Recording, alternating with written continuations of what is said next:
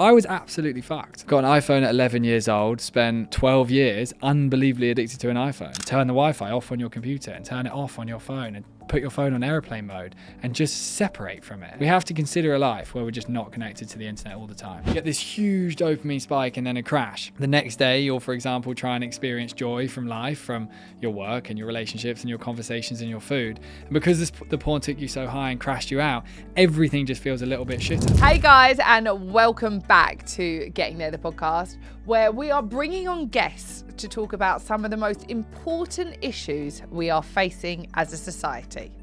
Now, one of the biggest and the most important issues for me is something that I have been screaming from the rooftops. It is technology. I am so curious, guys.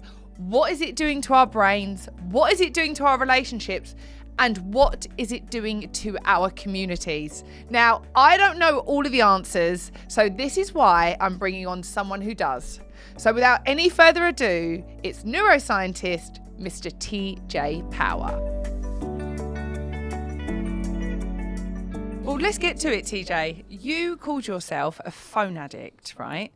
And when you said that, I wondered what you felt that made you different to everyone else, because are we all addicted to our devices? I just definitely in myself felt like an addict to my phone. Like I felt an irresistible urge to constantly pick it up and scroll it more than I was desiring to, and an inability to stop myself.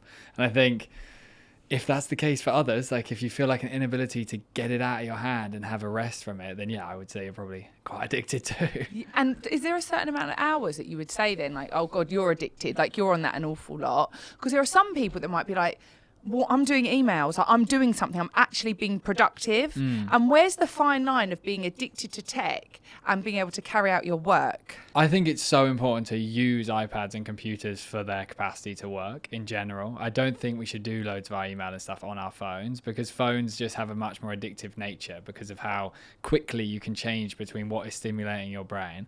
And I think in terms of a number, I think realistically, like when you're on it for more than 3 hours a day, you're probably using it too much. There is a world where you can have like a screen time of 2 hours a day and you can still like run a business and do the quick checks you need to do of your email and run your social medias and check your banking and all your WhatsApp. You can do that with 2 hours a day on a phone. And I think if the number is more like 4, 5, 6 hours a day, then it'd change your life if it went lower than that. I looked at mine the other day and it was like 6 hours 47. Is that a lot? That is a fair bit. Like it's if a decent I'm amount of working time. on there. What is the work? Okay. And also, interestingly, we're talking about this. I have now got to the point where I don't text. So I only voice note, or now I use the dictaphone. Yeah, that's becoming and a big because thing. I do talk so quickly anyway, which I do think has probably been exacerbated by being able to have access to things like this, because you're not slowing down and using the connection.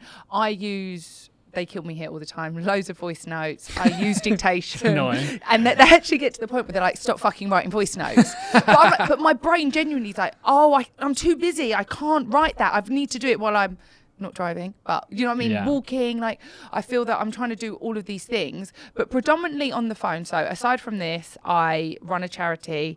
I fundraise for a charity. So I do a lot of events. Yeah. So there's a lot of stuff being fired at you all of the time, like whether it's name changes or can you approve this, can you do that kind of needs instant answers. And does it really need an instant answer? Because I think, because this is the challenge I've had, like in the process of trying to end this addiction for myself, like I've really thought into, do these things genuinely have to be replied to right now? Or could I, in 60 minutes, like when I'm off of this lunch break, whatever it might be, like sit at my desk and just like smash through the messages on my computer? Yeah, well, do you know what's been a game changer for me as well? I don't know if you followed the podcast before, but recently we've just changed it. You're the first person on the new kind of like series. Okay. Where we are speaking about issues. We kind of tapped in and out of this that are affecting us as a society. Yeah. And they're just really important stuff. And aside from that, I've been doing more solo stuff. So that's then given me my time back. Because when I have people on the show, TJ, like I want to be able to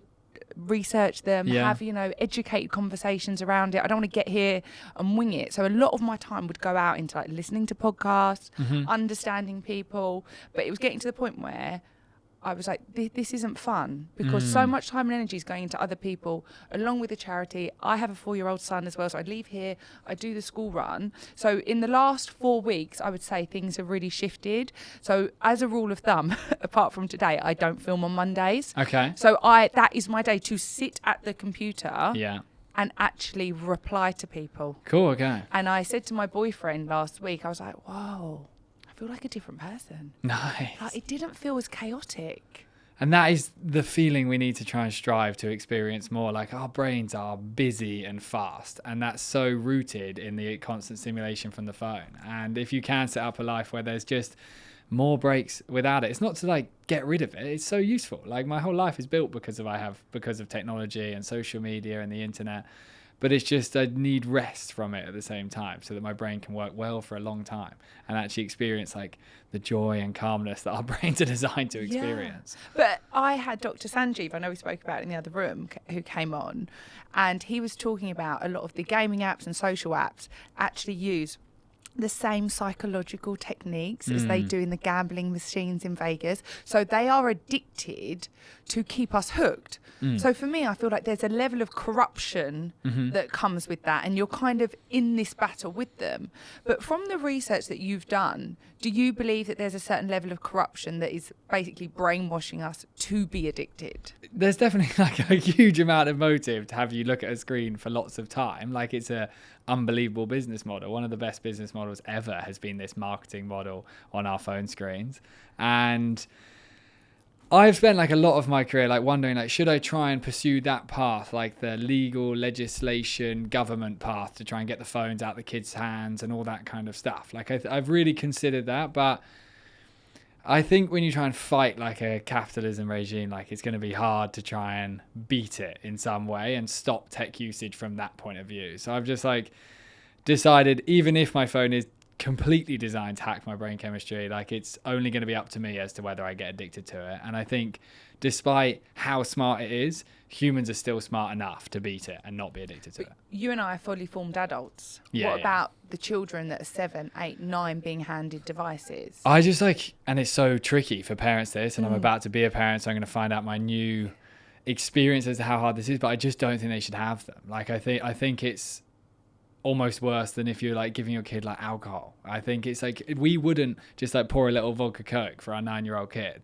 because we'd be like, oh, that will screw them up in some way. Like, we just, and I think because the tech is so brand new, we don't understand that it's so similar for their brain chemistry and the level of addiction, ADHD challenges they have, emotion regulation challenges they're going to have. And I think a new precedent needs to be set as to like when kids actually get tech for the first time, and like a return to a slower, more outdoor, boring, drawing childhood has to return. And from your research and the things you've done, what is it actually doing to our children who are like 7, 8? And that's not unreasonable. Most 7-year, 8-year-olds are on gaming apps. Oh, for sure. Yeah, 100%. What is that actually doing to their brains? Because there are parents listening to this, and sometimes it's nice when we stick our head in the sand and we think, well, I didn't know that. Yeah. Like, I know we had the conversation in the other room. I didn't know what Roblox was. Yeah, and then all of a sudden I was like, oh, what's going on? The house is on fire. Do you know what I mean? But for people that are listening, are like, well, what is it actually doing to our children? Yeah, and again, it's so important to understand it's not like our own fault that we're in this difficulty. Like, if you've given your kid like their iPad or phone or whatever it may be, like, it's not a bad thing you've done there. Like, we're just born into this world. This is what we're currently presented with. But it is definitely time to try and fix the problem. And the right time is right now. In terms of what it's doing, the first thing it's doing is completely breaking their dopamine mechanism in their brain. And your brain's ability to generate dopamine is so unbelievably crucial to that kid's future, because for them to be able to concentrate on something, to feel excitement for their life, to be motivated to do something that's hard, they literally have to have a good production of dopamine in their brain. And life will reach a point where you have to simply put effort in to create a good life, to earn money, to build a relationship, whatever it might be that's going to require them to put in effort. They need dopamine. And dopamine is built in this area of the brain called the ventral tegmental area. It's like this little dopamine factory where these little dopamine vesicles are built. They're effectively like little dopamine bubbles.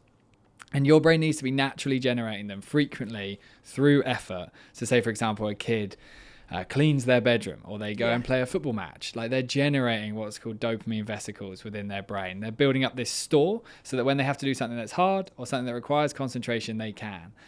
when you go on, say, like Roblox, you go on social media videos or YouTube Shorts or YouTube Kids, which is such a ridiculous thing to exist. Effectively, what happens is you have this thing called your nucleus accumbens. It's this little reward center next to the dopamine factory. And all the bubbles are sitting there in the factory ready to help someone put in effort. And then suddenly this unbelievable level of stimulation comes in from the gaming or from the YouTube, whatever it might be. And because your brain can't understand that level of pleasure it's now experiencing, it starts dumping the bubbles from the factory towards the reward center. And the kid feels really good and they feel like this addiction, their concentration goes onto it. If they've had any emotional annoyances, that just disappears because the brain's like, whoa, this is a lot of pleasure. And the exact same thing happens when we drink like a vodka Coke, for example. Yeah. Like we feel this like deep like pleasure release come into our brain. If they consistently do that over time and they just spend their whole childhood like growing up like iPad, the dopamine factory is just going to lose the ability to keep generating it naturally. And it's going to become reliant on this artificial way. And then when they're faced with challenges or like having to get good at sport or get good at anything at all, they're simply not going to be able to do it. They won't have the resilience and drive. Does it make them lazy then? Yeah, ridiculously lazy. Like laziness occurs as a result of low dopamine levels. Laziness is effectively like a addiction in our lives to focusing on the effort of a task rather than the reward the task is actually going to give us after we've done it. Like if you think about tidying your house, a lazy person will get really stuck focusing on how annoying it is to do that thing. But a person that is not so lazy would think, oh, it'll be so nice when my house is tidy, and they'll be motivated by the reward and they won't worry about the effort. And if kids grow up in a world where it's like, I can get rewards so easily, then when they're faced with go and tidy your room, it's like, fuck no, I can't be bothered to tidy my room. Like that's not going to give me any reward, not in comparison to Roblox. But once the damage has been quote unquote done, let's just make a hypothetical scenario. You've got a 6-year-old who's 6 to 8, they've played video games first thing in the morning when they come back from school all weekend. Like I've got friends who are single parents and I don't judge them, but I've been around their house, and the kid is just on the iPad, and then they've been pulled into school, you know, your son's got ADHD, blah, blah, blah. And I'm like, no. He's got a problem because of the gaming device, but people think I'm cuckoo. But at what point can we start to recalibrate the dopamine, or is that like a lifelong thing that we've done damage to? No, not at all. It's 100% recoverable, and it simply is. As soon as you start earning reward through effort, the system will begin to reset itself. So if you had a kid that was really into their gaming and it started becoming a requirement that the only way they're going to be allowed to game is if their bedroom is tidy, and they're simply not going to be able to game if the bedroom is not tidy, the kid would then have to learn to put in effort first and then receive reward after. And within days of doing that, the dopamine system would fire back up and begin to regenerate itself. And within a month of like the kid having to have a bit more rules that it had to follow in order to earn the different like artificial rewards that we've created, the dopamine would transform very, very fast. Well, that's good news. Yeah, it's very fixable. I was absolutely fucked. Like I got an iPhone at 11 years old, spent 12 years unbelievably addicted to an iPhone. Like what are we talking? Like you're doing as bad as my 6 hours more, here, like TJ? 10 hours. Jesus. 10 hours a day. Going to sleep with it next to you? Sleep with it next to me, playing like stuff out of it so I could listen to stuff when I was going to sleep. I gamed hard. Like I was one of those kids that was hitting like, I don't know, 8 hours on Call of Duty every Saturday and Sunday. Like I really was that kid. And my brain was absolutely broken. Like I was an idiot at school. I was constantly getting in trouble. I got terrible grades my whole life at school. And I'd been kind of led to believe, especially from like how it got communicated to me from the adults at school, that I was just like an idiot. I was just like the stupid kid. And I was like, oh, okay, that's just who I am. And like, I'm the fun one, so who cares? And then I got to like a point where I discovered these brain chemicals and thought, oh, maybe I'm not actually an idiot. Maybe my brain chemistry is just completely out of balance. And then I started like really caring about it and thinking, oh, so if I go on my phone less, I'll have more dopamine and then I'll be more motivated. And that shift and that understanding of my own brain is like why I have the career I have. It's not like I was just like some like clever neuroscience kid. Like I was actually the complete opposite. But once you get the brain to work properly, like our brains are pretty powerful. Is dopamine addictive? Because I'm listening to what you're saying. And I really like hard shit. So like if I go to the gym, like loads of my friends do like Pilates or yoga, and I think, boring. Yeah. So I want to be there. For a dopamine addict, yoga is hard. Okay, so I'm like, no, I want to sprint. And like today, I went to the gym. And have you ever been to like a Barry style class? Yeah. But you know what I'm talking about, the treadmills. Nice and stimulating. Yeah, but I can't help, but focus on what everyone else is doing too. So the people on my left and the people on my right don't know it, but I am in competition with them. I'm going to beat you on everything. And I want to flip tires. I don't know, maybe I should have been a bloke. I want to flip tires. I want to do battle ropes. And when I've tried the Pilates, I'm like, that was dog shit. Yeah, like the Pilates matcha girls, I'm not your people. I'm like coffee, tread, flat run as white hard. And Barry's. Yeah, boom, let's go. And actually, I even do it to the point at my own detriment. After I had my son, I split up with his dad, and I was in obviously this really horrible place because you don't think your life's going to look like that. And I ended up having to live at my sister's, and I got like everything known to man, TJ, because the baby wasn't sleeping. I was in a really bad place. I was depressed. I was probably getting 4 or 5 hours sleep a night. But I would get on this Peloton every single day. Wow, that's impressive. Listen. And I would race, and I would to the death of me, TJ, would be like, I have to get at least one more point than yesterday, Okay. And there were times, I think I fell off the Peloton. And bear in mind, I've got like Epstein-Barr, glandular fever. And I went to the doctor. I've had that. It's tough. We can talk about that. It's tough, right? And he was like, you have to stop training. Like, you're training on a broken leg. And I know that it affected my health, but though in that half an hour and the few hours after, that dopamine hit was the only thing that I think was like getting me through the day. And my life seems to be pretty high octane. Yeah. You can probably gather that. It's good. But I like it. I enjoy that, right? Yeah. And at what point does it become detrimental that I'm running about chasing dopamine? Or is there shit I need to look at? It's just making sure you're chasing some good dopamine. Like that's some good dopamine. Like exercise-based dopamine that is earned over time and not given to you like instantaneously, like TikTok, is great. In answer to your question, like, is dopamine addictive? It is so unbelievably important to the survival of our species that dopamine is addictive, because we spent 300,000 years as Homo sapiens running around in a forest. And that's like a really hard thing to survive. Like if we all had to suddenly live outside through the winters in the cold, it would have been extremely hard.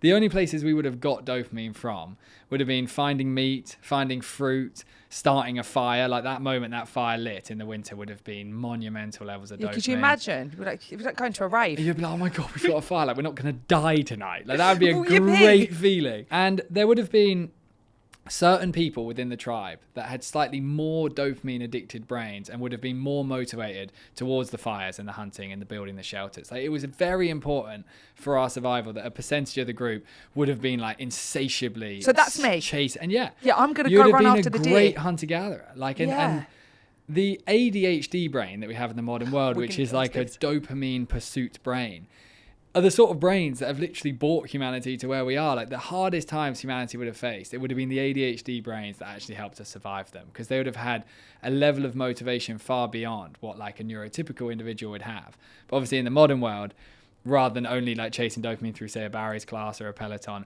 now you can chase it inside TikTok and then you can break it. So it's like really important that someone that has this sort of dopamine seeking brain, that they channel it. Like I have the exact same brain and I'm a little bit calmer now, but I was an absolute mental case for my whole life growing up. But I've channeled it at some good things. It's slow. Yeah, like if I used to go out and party, like it was to the max. It was to the 10 out of 10. I did 3 years in Ibiza. I did 3 years in Ibiza. I was like, do you know what I mean? So then afterwards, when I'm like, nope. It's even I went away in June for my uncle's 50th in Ibiza. And I don't really drink, but it was like 3 days. And I was like, nope, but I'm so excessive with everything I do. I'm like, I'm not drinking for a year now. Yeah, I know. But now I put my flag in the sand, TJ. Like, I've got to properly stick with it. But and it's important that, like, if you are a big dopamine addict, just give yourself some kind of parameters that you're trying to follow. Like, if you're going to party for a bit, but then it's going to be another rebalancing in the other direction. You've got to have them. Otherwise, it's impossible. I love what you touched on here with that ADHD thing, okay? I struggle with the whole ADHD term. I might have got this wrong. I feel like it's become trendy. Everyone wants it. It's an excuse to why we can't do shit. It's all the kids' timeout cards at school. Like, it's wild for me personally. Now, I was diagnosed with ADHD when I was like 12, 13. to the point somebody came round our house on the recommendation of school. Yeah. Now, what was going on for me is that I had a really traumatic childhood. I had an alcoholic parent. I was quite neglected. I was really unsafe. Sometimes I wouldn't know how I was going to get to school. Sometimes I wasn't picked up. So Very for me, unsettling. ADHD, it's not fun. It's not trendy. It's been something that has been the bane of my life. It means that I have an inability literally to sit still. Like when people are finishing their sentences, I already want to finish them. And that also has this beautiful, insatiable curiosity that's given me this and given me this career. And I was speaking to Dr. Sanjay on it, and I was like, I'm just struggling to believe that all of these people have got ADHD, because for me, and I might be wrong, but this is why I bring people like you on, ADHD, like true ADHD, can be a side effect of trauma. And chatting away to this girl in the cryo place, and she was young, and we were talking about sleep. She was like, oh, I don't sleep very well. And I was like, oh, do you turn your phone off? She's like, no, I've got ADHD, and I just sleep with it next to me. I've got TikTok on until 2 a.m. But that's creating an ADHD-like symptom, right? From her absorbing all this short form content. Is that rewiring her brain in the same way mine is?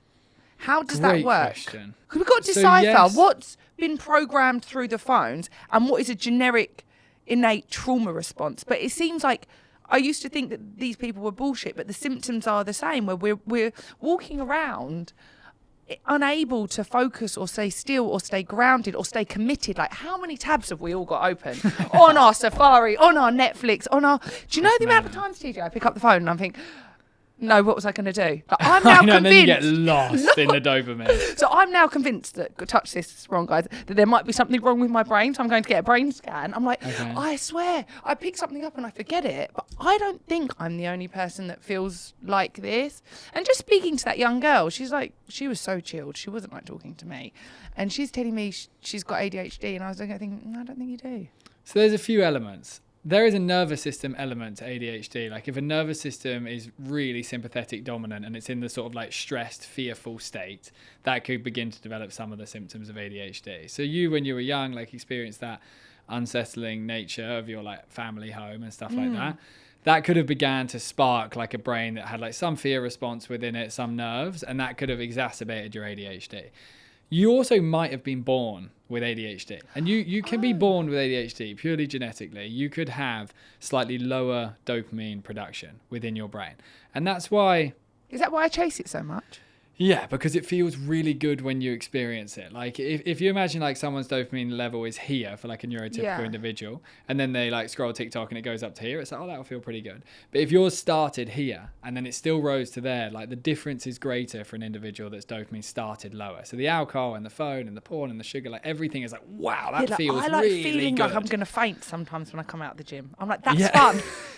Whereas my sister's like, what on earth is going on here? And it's like your nervous system obviously likes to be pushed. And it's so important to understand, like, this is a really useful mechanism for humanity, to have some people in the tribe that would push themselves to that level of survival. Like, now you're obviously having to do it through Barry's, but you're not having to chase the deers. But originally you would have just been so freaking in the zone to be one of the people helping the camp survive. So it would have been very useful. So like, there's a reason the brain has developed it. And then you look at kind of how things have evolved over time, because for individuals that have ADHD, they've been born with it, maybe they had a really unsettling like younger experience that kind of created it for them.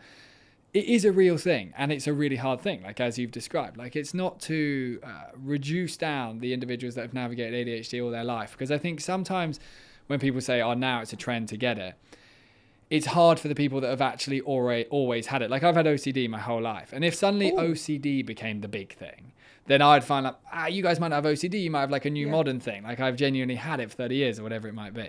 So when you are an individual that is experiencing the symptoms of ADHD, so like inattention, hyperactivity, struggling to sit still, really struggling with boredom, if you look at your life and you've had that your whole life, like you look back at being at like your first memories at nursery or school, if you were that kid, then you've always had ADHD.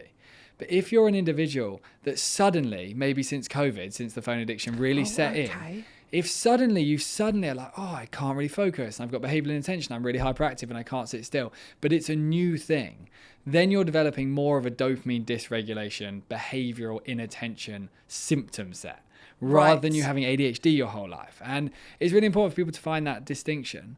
Regardless though, like if you're someone that has had the challenge of having ADHD since you were born, or if you've developed like lots of symptoms around it, regulating the dopamine is the same for everyone. Everyone still has the same answer. Like everyone still has to find a way to spend less time in the hyperstimulation, less time on the phone, more time grounding themselves in nature, more time eating higher protein food. Like you have to get the body back to being really nice and safe and happy and calm and regulated again.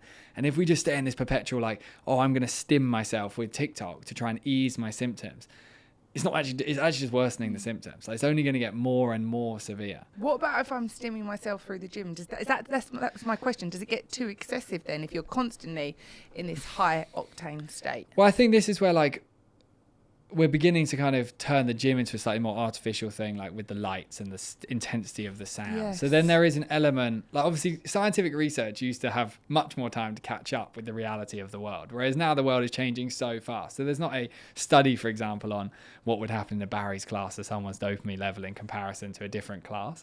But I would imagine it would take the dopamine higher because of the level of stimulation. And if you were comparing like Barry's to TikTok, obviously Barry's a million times better for your brain. But the dream for your brain, the thing that would lead to the most peace would be if you went like on a Saturday or a Sunday, if you had like a weekend where you could take your boy with you or like with your partner and you could walk up like a small mountain of some kind, like a couple hour good hike up a mountain with some food, and you would try and do like a real challenging thing, but in the calming experience of nature. That would lead to your brain entering the most state of peace. At what point? Because I'm already thinking, how fucking boring. Yeah. At what point would I but be if like, it was yeah, hard, this is fun. But Oh, if okay, it it's got to be a little bit hard. Like it needs to be like, you got to really climb to get up it. Like you'd have to concentrate and you'd be breathing hard and you'd maybe have like a time that you want to try and get there in. Like you're like, oh, I'm trying to beat 2 hours or something like that. Like if you set up the conditions for it to still be something that you feel like you're in the pursuit of a goal, because your brain is just desperate to pursue goals.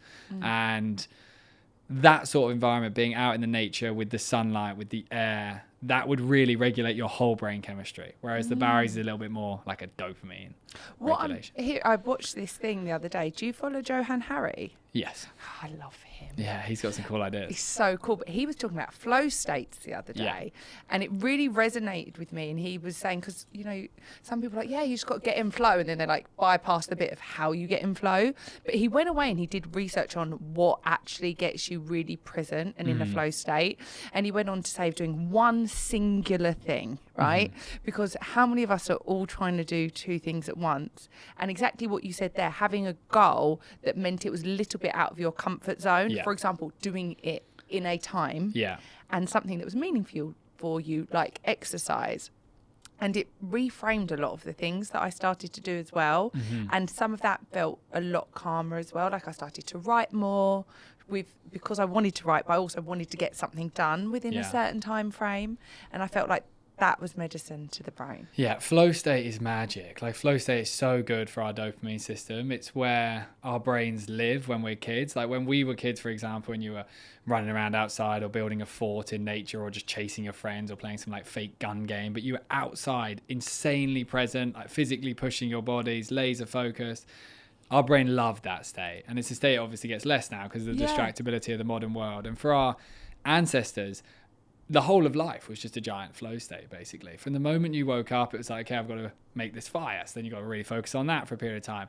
And what you shared there, where it's like singular tasking on one thing, pushing yourself outside its comfort zone, and it being meaningful in some way. If you think about having to go and hunt for food, that is literally the definition of exactly that. Like, it's very meaningful because then you don't die as a group. It's very much outside comfort zone because you'd have to push hard, and it's very singular tasking. And the more time we can access those deep flow states, the more time we can access those deep flow states, like that's like the natural medicine for a dopamine dysregulated brain. And with dopamine, so let's say it's got like a thermometer as such, is it important that we do the hard stuff in the morning? Because I always find it, but this could be a personal thing, to get better to get the hard stuff out of the way. Like, is there a certain routine that would work better for us in order to regulate our dopamine? It would vary for each individual in terms of like what hard actually means. Like for you, hard might mean like one of those classes, like that would be a really hard experience. For another individual, the hardest thing could be like sitting in silence for 10 minutes trying to focus on their breathing, which is like very hard if you're a dopamine addict. I'm working so hard to try and find some peace in that place. And it's effectively, you just definitely don't want to choose a path where you get given pleasure for free. So like eating sugar, like drinking like loads of coffee really quickly from waking. Coffee's all right, we can speak about coffee, but drinking loads of coffee, going on your phone, eating a sugary breakfast, you don't want to be given reward. Like if you, for example, went to the Hadza tribe, they're a tribe in Central Africa that still operate today the same in the way they have for 65,000 years. Like they're a real tribe. And you can go and see them. People can visit them. It's a very big process to try and see them. But you can watch videos on YouTube. What are they called? The Hadza, Hadza. And I'm going. It's a big process if you want to go and see them, but it's possible. Like people go and do documentaries and stuff. And you look at these individuals and they're like hyper connected to each other, very calm, very happy, laughing all the time, unbelievably motivated, so good at concentrating. And they're just living as a human is designed to be. Like, at our core, we're supposed to be a being that is just thriving and happy and having a great time. Like that's what we are, but we're getting blocked by so many different things in the modern world. Yeah. So say, for example, with the Hadza, we were looking at their morning routines. They would wake up and they would immediately begin to engage effort to earn reward. Fires, food, helping the kids, rebuilding shelters, moving the whole tribe if that was required because of leopards or whatever it might have been. But it was earn reward. If I went to visit them, and I won't be doing this specific thing, and I gave each of them a Krispy Kreme donut the moment they opened their eyes. So like, say there's 60 of them in that tribe. If I just like walked around, Krispy Kreme donut, and they would eat it, like they would go crazy for it. Their dopamine would be absolutely mental when they ate that Krispy Kreme donut. They would eat it and they'd be like, whoa, that was good. And then they would like try and recalibrate and go about their day. If I did that every day for a month, it would completely break them as a species. Like they would begin to just lose all of their desire to go out and earn reward because they were given reward the moment they opened their eyes. So it's like, what's the point in doing the fires and helping the kids and going and finding the food? Because we've already had the reward that our brain is simply craving. And there is literally no difference between waking up and eating a Krispy Kreme donut or waking up and going on your phone. Like it's the same thing for our brain. Like our brain's like, oh, I've got reward now. Like, what's the fucking point of doing anything else? And then we all go on this battle. Like, we obviously all still do loads more. We take our kids to school and we work and we earn money. But everything from that point is a big uphill, annoying battle because we broke the dopamine when we woke. But if you wake up, you brush your teeth, or you make your bed, or you have your shower, or you go for your walk, or meditation, like anything, you make the kids breakfast. If you do effort first, your brain's like, oh, cool, effort is easy. And then your day feels like nice and smooth sailing. But if you start with a crash, the whole thing's super annoying. Should I be having my coffee later then? Because is that a reward? Yeah, I think it would be great to experiment with like delaying your coffee a bit. Like you could have like some kind of tea in the morning or something to just delay it back a bit. Yeah. You'd be surprised though how good you'd feel if, say, you woke up, had the lemon water, used your own natural energy to flip the tires or the workout, whatever you're doing. And then afterwards, like say you're going to sit down at your laptop and you're going to smash some work, have your coffee then and then smash the work. But it's good to let the natural energy system like have its moment to like prove to you how good it actually is. I have this limiting belief that I won't perform as well. Is that true? There is like slight performance enhancements of caffeine, but like it's good to, I think with all this stuff, it's just so good to just like experiment with yourself. Like I drank coffee religiously every day for like 5 years, 2 a day, 2 flat whites. Like I thought that was like a central theme in my life, and then stopped drinking coffee and my life's better. You don't drink coffee at all? No. And what do you and do I was fun? like the person, like my whole relationship with Georgia at the beginning was like, let's find a nice coffee shop, and like that was like what the vibe was. And now I don't drink coffee. Because of an experiment? Yeah, because of an experiment. What was the experiment? Tell us. Was driving back from filming a video with a chap called James Smith who lives out in Australia, and we'd had a really good day, and like I admired him a lot, so I thought it was really cool. And I drank a coffee with him whilst we were having this barbecue, and then just had this big like emotional crash on the way home. And I was like, I never get that from coffee, and I've just had a great day, so why would I at all feel annoyed and pissed off right now? But I just thought maybe somehow that coffee like dysregulate something in my brain. So I'll just try and do 30 days without the coffee and see what happens. And the benefit was so ridiculously extreme that I was willing to let go of something that was such a key part of my life, part of my relationship, part of my like ability to concentrate, which is an illusion coffee gives you that's not true. So what, after did you get withdrawals? The withdrawal wasn't that bad. It was like Christmas holidays and I was in Australia, so I had like some good things making me feel good. Maybe if I'd been in my normal life, like I might have got more headaches or something. I think I got a few headaches without the caffeine, but I had this like thing in my head that coffee was lifting my mood, giving me energy and helping me concentrate. Like that's what I believe coffee was to me. And then after 30 days, I realized it was killing my mood, taking my energy and reducing my concentration. And I had this weird thing of like, oh, it's doing the opposite of the thing that I think it's doing. And this isn't to say everyone needs to quit coffee. Like, no. I'm just curious. On the scale of like different things that are not so good for us, coffee is definitely on the better end of the scale.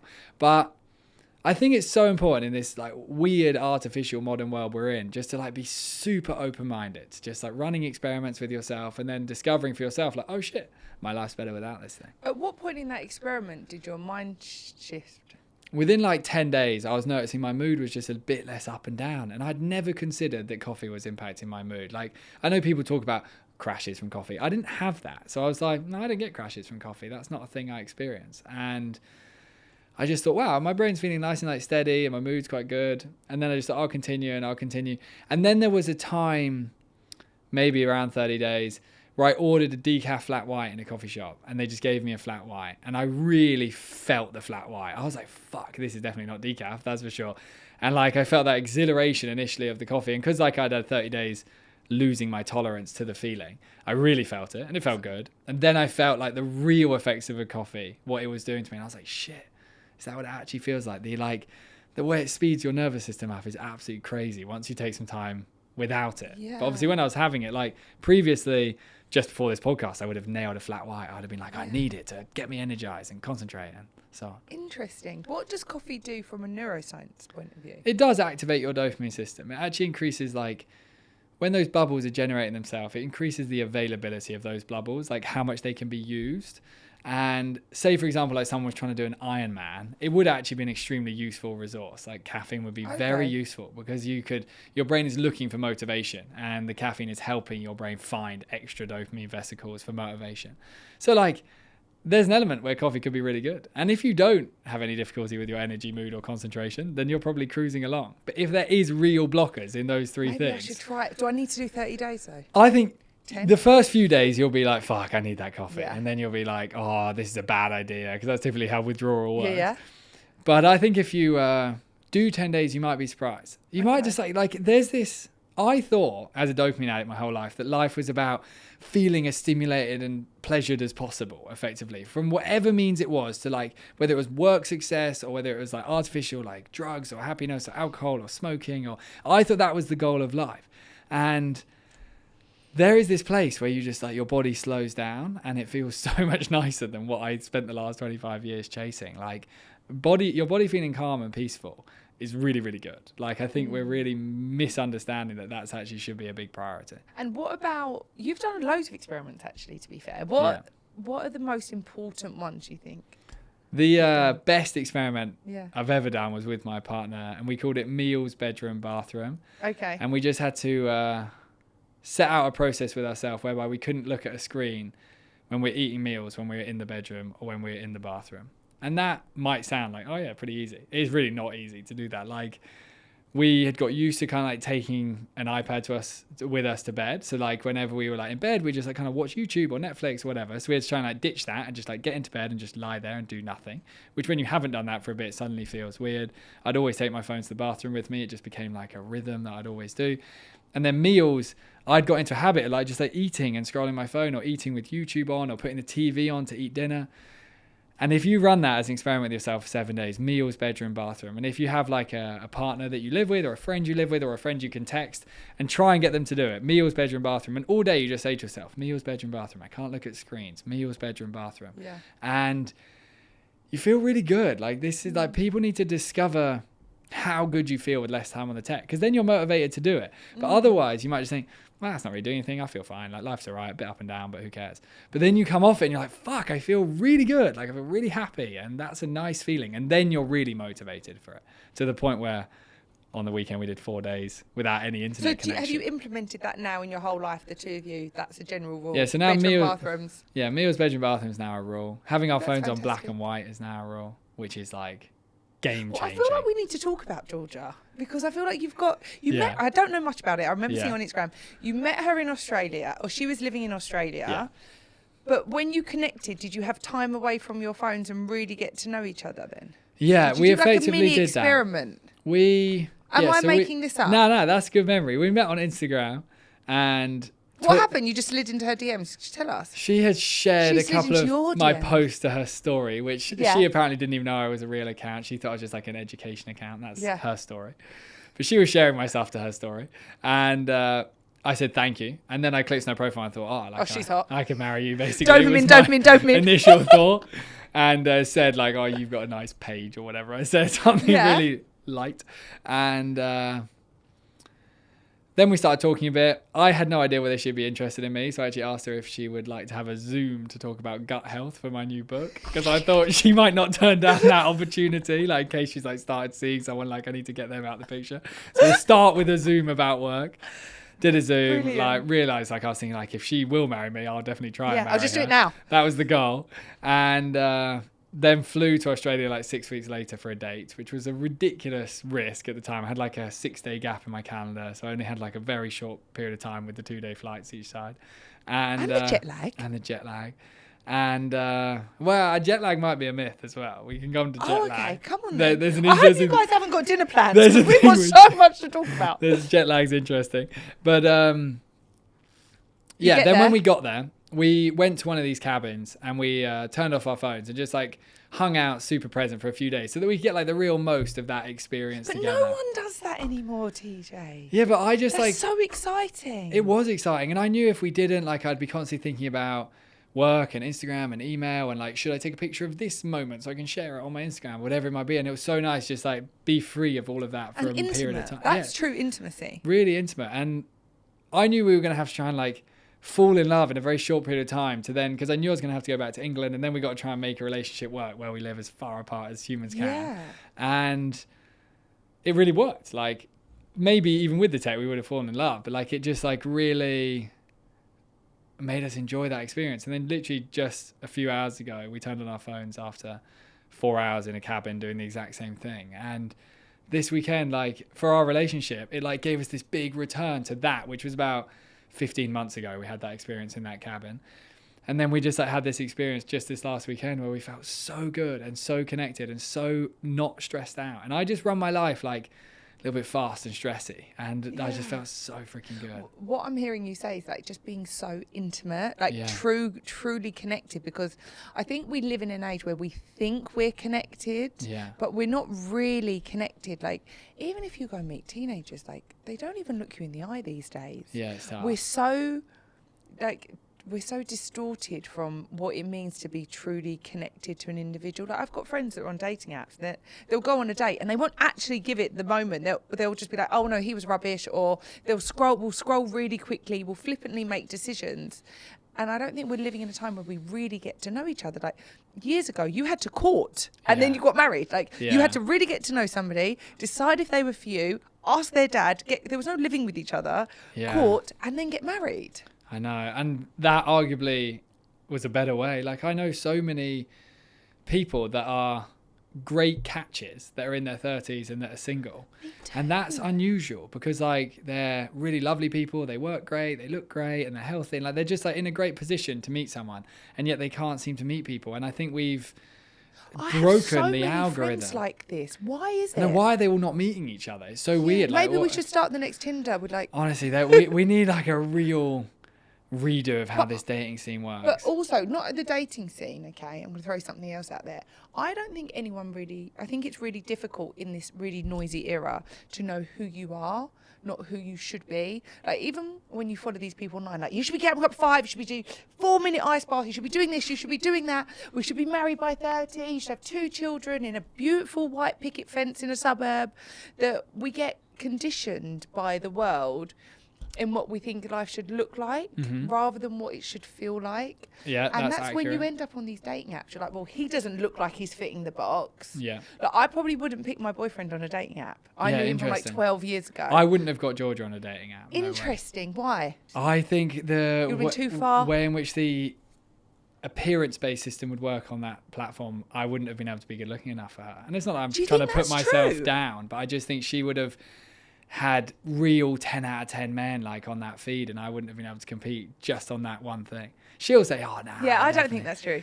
I even just like, I don't even think I would have been shown to Yeah, it. okay. Like We definitely wouldn't have if you were in London. Definitely She's not. in Australia. I definitely wouldn't have that point of view. But even if I was living in Sydney, I just don't think. I think the systems are not like directly matching. I think there's an issue with how they're matching people. There's something Because going dating on. apps have a lot less women than they do men, so it's very important to keep the women on the dating app. That's the number one priority: is keep the women. The men are going to be there because they're desperate. Men are just like a being that really want to connect with women. And you get horny little devils that are on there if they've got a girlfriend anyway. Do you know what I mean? Yeah, for sure. Like men are like kind of savages like that, and women can be a bit more selective. But often the dating apps are sort of like 20% women, 80% men. So the number one goal is make sure the women have the better experience. It doesn't even sound like they're having a great experience, to be honest. But I think therefore there's getting like imbalances in who's getting shown to who to try and. I think it's come full circle. Yeah. Because everyone's like, oh, this is really exciting. And now it's like, I want to meet someone in real life. I want to connect. Like my friends who I've got who are on dating apps, like I'm fed up with this one. I'm fed up with that one. Even when Raya was trendy, that I don't want to be on any of them because I think you feel like a number two. Yeah. You know someone else is looking at you and judging you and what you look like. And it's so hard. Like I was on dating apps for a few years before I met Georgia, and it literally fucked my mental health. I bet. Made me so like insecure and unconfident and like confused about how do What should I put in my bio? How do How I do I construct describe this myself? profile? Like I wanted to put weird stuff about who I really am in my bio, but I was like, they don't think I'm crazy. And weird stuff being like love nature, for example, which now would be seen, oh, weirdo, loves nature. Ugh, do you think I want to go camping? Yeah, I know. And I think what you said there, that we're getting conditioned to what we like think should be our reality and not listening to our feelings is like so on the money. I think that is really accurate. And I think humans are completely lost on the internet looking at everyone else's experience of life and losing touch with what their being wants. And the biggest thing I advocate for over every single thing is just walking in nature on your own without your phone. From a safety point of view, you could have it in a bag, but like you in your head on your own in nature. And I don't do it just because like, oh, nature's good for your serotonin. Like it is good for your serotonin. But you have this instinct within you, whatever it is. It might be your soul. It might be like something deep in your brain. It might be your gut feeling, whatever it is. It could be called a million different things. It could be God talking to you from inside. God. Like it could be anything that's in there. But it needs to be able to have its moment to really chat to you about the future of your life, about your work, about your relationships, about your health. And we can't hear it. We're scared of hearing it because when we have a few minutes in the quiet, sitting on the sofa trying to do nothing, it's like, oh shit, I've got my chance. And then it like bothers you with like some things that are important you change, like alcohol or your phone, a relationship that might be wrong. And it bothers you. So you think, fuck, listening to that, back to the phone, distract myself from that intuition. But if you get into the nature and spend like a good hour walking with yourself, even if you think that sounds like the worst thing ever to do, eventually all those like initial little worries, they'll have their moment. Oh, I need to think through some of that stuff. And then there's this place where you're like in conversation with this thing that's within you that really wants the best for you. It wants you to get yourself into the best place you could possibly be to build the best life you can have. And we are not accessing it. We are missing it. We're 100%. So I call it God. But yeah, I like God. I find that scary to some people. But it's the thing, TJ, that is above and below me and walks alongside me every day. Yeah. And I recently wrote something and it was like, you can't ask for signs or advice. Like, you know, when you're like, everyone just like, help me, guide me, and then have your earpods in and expect to be able to hear it. So like true. we're all like, God, help me, you know, quickly, you know, in the world we live in now, like, let's do a gratitude box exercise. Let's just manifest 5 things, you know, we'll just print it out and put it on our wall, but we don't hear the things that are divinely meant for us because it's so noisy. And one of the things that I wanted to talk about was the exponential leaps that AI has taken. And for me, it's taken back our faith and our spirituality because we are connected to something that is, for me, AI is larger than ourselves, but it's not at God level. But we're connected to that instead of being up here. Interesting. In a non-positive way, you would In a say. non-positive way, I find that. I think that is a reality. And maybe that's why AI has taken off so fast, because we are desperate to communicate with something. And then AI has provided like a real easy way. Like AI is just a new dopamine addiction. It's quick, novel stimulation, just like social media is, but in a different form. And I think we should almost use that as a motivating factor. Like maybe we are looking to talk to something, but we're so in, and I'm obviously in this scientific world, but we're so in a science world that we've kind of forgotten the possibility that there's some non-physical alternative spiritual soul world. Like, we're basically thinking that must not be true, but there is definitely something out there. There's something that is bigger than us as humanity. And I think you're right. Like, if we could substitute half an hour a day of our ChatGPT conversation to half an hour a day in nature, just like listening and chatting away and not expecting anything, but just seeing what happens, I think there's magic to be found there. And I really think it's like the number one problem we're facing is like our soul is not connected. It's not like connected to its like true nature at all. And therefore it's making loads of bad decisions. And I think like for me, for example, I've noticed that I've started getting really addicted to like political opinion, like really unhealthily addicted to like these different opinions on different political situations, and then different negative news things happens and this protest, and like just like getting really curious about it. But it's not been good for me to get addicted to it. But I've like had these opinions forming within me, and I try and be really disciplined, like for all my Instagram like blocked so I can't access it, and I don't watch any crap. But I developed this addiction to just like negative media. And when I went away for this weekend, like that was my biggest goal, was like, can I just like reset and promise myself that I'll just quit it all and just not know what's going on in the world anymore? And that might seem almost like selfish, like, yo, you need to know all this stuff, but do we actually need to know? So I don't have the news. I don't have any news and outlets. I haven't had them for about a year. Yeah. Which is hilarious in some strange way, because I do have some political people on here sometimes, which I still find bizarre. But you can connect with that person. And also because I don't believe any of the bullshit, I'm not going to go back down the whole conspiracy thing that is even in the papers. I'm like, I'm not going to feed that. And also, going back to what we're saying about God, but without it sounding weighted, we are creating our own reality. We are. So by me allowing something that probably isn't affecting me, may not be true, and is negative into my life, it doesn't serve me. It's bringing it towards your being. And that is not a good vibe. Like, literally, it is like a vibration, our being. And that's bringing that negative hate vibration towards you. And I'm the same, like, I don't have BBC News or anything like that. But I started scrolling Twitter with the goal that I was like, if I read, it's actually better for my brain than watching videos. Because technically it would be, because it's more effort. But then I just got lost inside Twitter. Twitter's a dark place, Twitter's pretty wild. Like, there is some stuff I like on there, and there's some like educators in the health space. I think, it's quite cool, like seeing your opinion. But then that's like just an illusion in my mind. And the reality is I'm 80% of I'm watching like intense stuff. And a lot of them are bots. Maybe they are bots. So many people should just have to give I think you should have to be verified in certain things. It could be good. There'd be less hate. Yeah, and then people won't get it. But what I'm hearing you say, and something I'm feeling a lot at the moment, is about coming home to ourselves and what it is that we want. And I think we forget that no two lives are meant to look the same. So we spend our lives chasing what everyone else is doing. And I think that disconnection isn't what's serving us anymore. Definitely. You in your being know, like, you came here for a reason to do some specific thing, have certain relationships, certain work, certain contribution, families, whatever it might be. And you can't expect like the internet to tell you exactly what your being was supposed to do here. Like, but we are. I know. It's and mental. I've had my own challenges with it. Like, I don't come from a place of like, I've had this perfect at all. Like, I've been so influenced on so many different things by the internet. But I really do think like we just need breaks from the internet.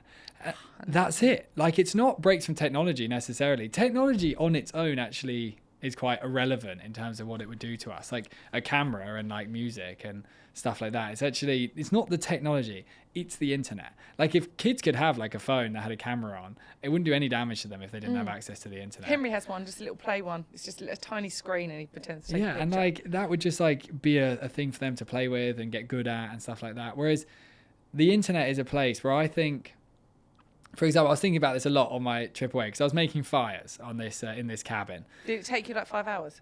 It didn't take me 5 hours like it did for them. I had matches and firelighters, so it was very easy. But I had limited firelighters, so I had to do some level of effort to make it last throughout the weekend. But it was very easy. But I was making these fires and I loved it. Like, of course I would love it. Like, my ancestors made them for 300,000 years and now I don't do that. So like, it's a return to what my being knows. And I was making these fires and thinking, wow, these fires are useful. Like, it meant we could sit outside every evening and be warm, and there's a lot of utility of fire. For a period of time, thousands of years ago, we would have discovered fire, and it would have been monumental when we discovered fire as a species. The heating, the cooking the food, the ability for it to help us construct better tools.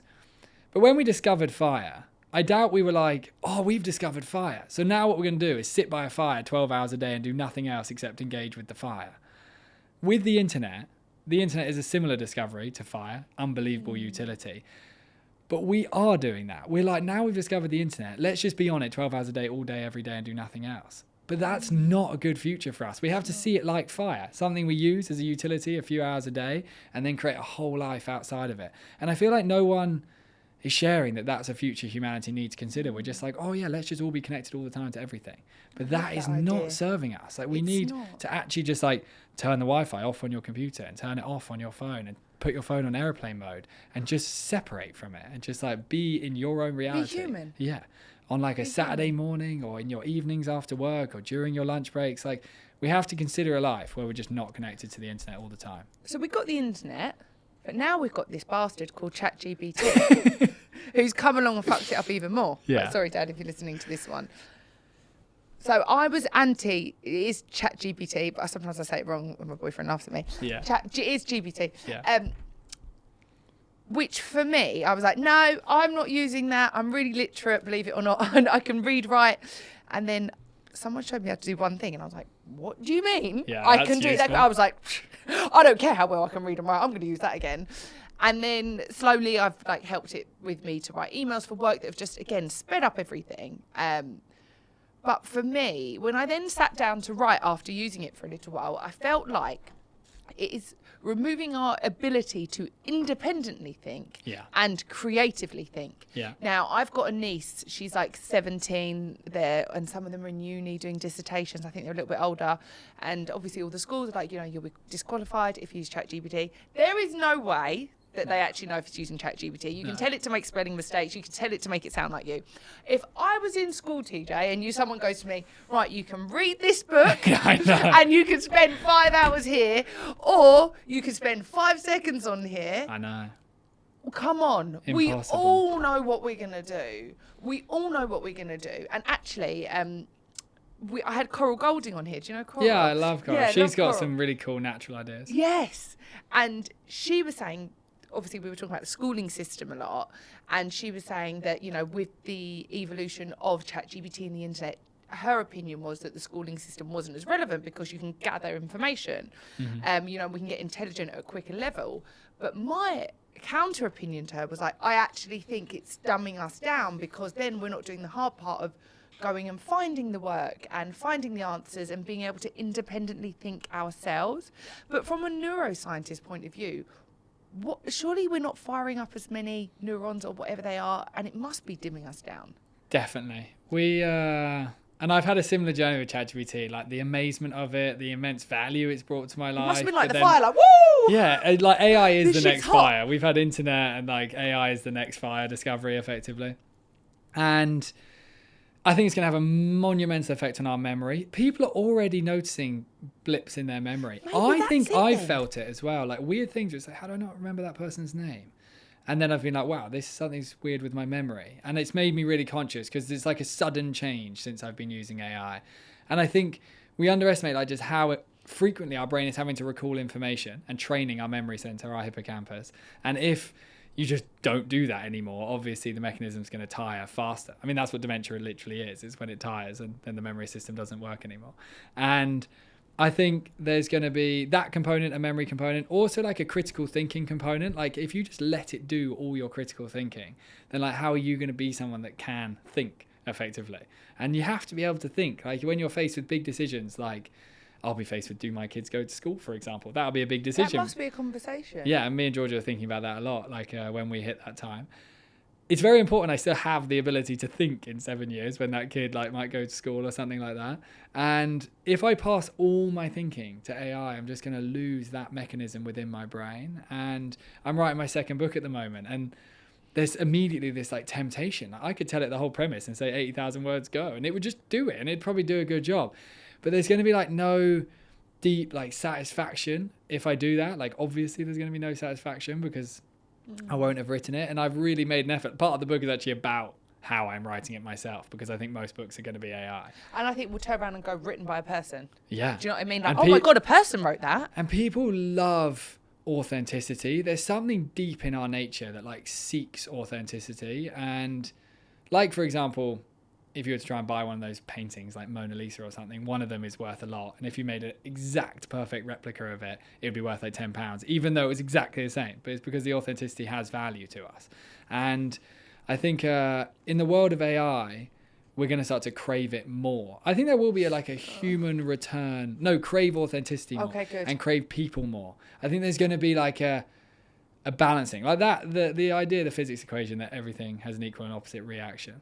Every action has an equal and opposite reaction is like the most true statement on everything, on politics, on health, on every single part of the human experience, on all physics. Everything goes both ways. And I think if we go super artificial, super like video based, not authentic, there's just going to be this like uprising of desire for human connection and desire for authenticity. Do you use ChatGPT? Yeah. After all that. Yeah, after all that, like often, like, or do you consciously think like I need it to help me with a certain thing? Like, what is my main use case? So for me, I run a newsletter, a weekly email newsletter, and I passed it over to ChatGPT last summer. I thought, oh wow, ChatGPT can do that, so passed it over. Yeah, you just give it the ideas. And I completely like lost connection with the newsletter, with the people it was going to. It was completely gone. Everyone was irrelevant to me that I was sending it to, because AI just took over. And then it actually sent the email.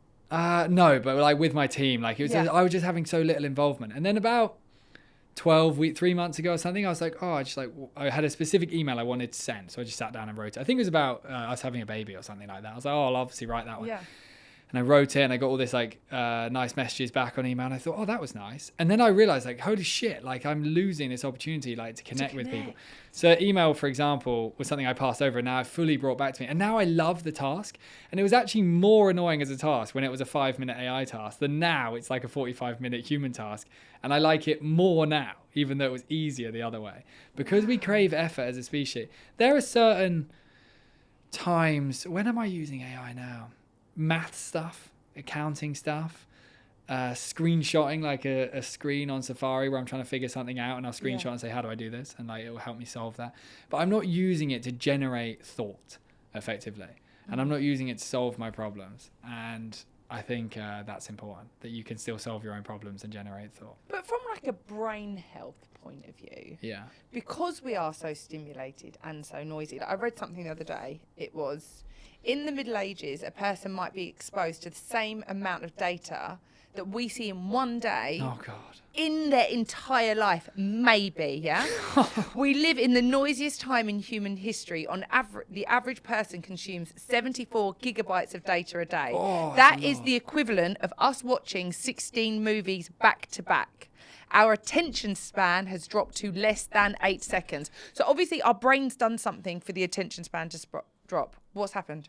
The capacity to stay focused on one thing has broken. We've got this thing called our executive network, which is our attentional network, which focuses on things. And it is so taxed and so tired that it's literally breaking, in the same way that if you were to leave your manual car in, what's the neutral gear called? Neutral. Yeah, if you would leave it in neutral, get in, turn it on, and just rev the engine hard. Obviously the engine would break after a month because you'd have broken it. So you wouldn't have put it to the biting point on the gear and all that crap. And that is exactly what we're doing to our executive network. We're literally breaking it by too much consumption of information. We are living in the most high stimulating time ever. And it's actually only sadly going to go like that. Yeah. And we really need to create a framework where you think, okay, this is going to be a low stim moment, and it's going to be boring, and it's not going to be as fun and stimulating. But if you go from work to also all your rest being high stim, you're, as described there, your brain can't deal with that level of gigabyte download, and it needs rest. It really does. So is it going to make us more likely to get dementia then? Way more. The research isn't out on phones and dementia yet, because it's just not enough time, but it's coming. And it will, the brain likes a slow experience of life. It had that for 300,000 years, and now it doesn't. And it can't cope with bang, bang, bang. When I went away on the Friday, I was excited, I'm going away. On the Saturday, without the stimulation, the YouTube or the Twitter or the work or the email, I actually didn't feel good. I felt agitated and annoyed and anxious. I was fuck this, I can't chill. And I was trying to just sit on a seat and look at the field, and I was fuck this is just not it's bullshit. fun. Someone give my Instagram back. So boring. It's so boring. And I actually like felt like agitation in my body because my body was craving staying in what we call beta brainwaves, like this high stim experience. And then wake up on the I woke up on the third morning now, and my body was just so different. And I am a really high stim addicted person. Like, I'm not just like some peaceful monk. And I woke up and I was like able to just like sit there and daydream and do nothing. And I never have that feeling. And it's only because my brain accessed it for a bit and returned to what it actually would like to be like. But unless you run like experiments with yourself, you just won't know how good it can feel. And is there anything we can do when we start to get like onset dementia? Is it like reversible? It's just very important to work hard on remembering things. Like, you're presented with many moments every single day where you're called to remember something, like a person's name, a specific idea in your work, a specific concept about how the world operates.